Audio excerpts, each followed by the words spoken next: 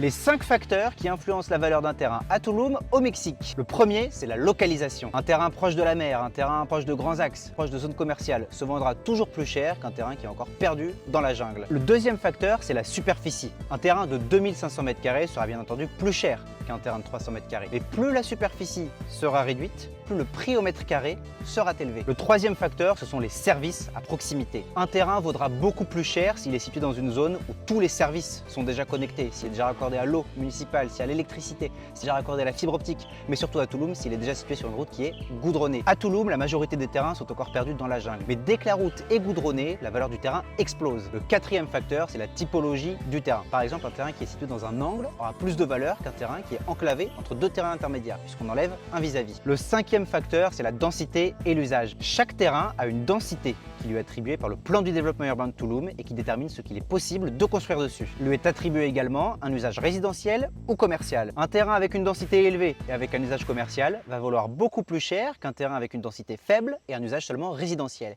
puisqu'il va attirer un panel d'investisseurs beaucoup plus large. J'ai réuni tous les terrains disponibles à la vente à Tulum dans une seule brochure. Si vous voulez que je vous envoie cette brochure, écrivez terrain dans les commentaires.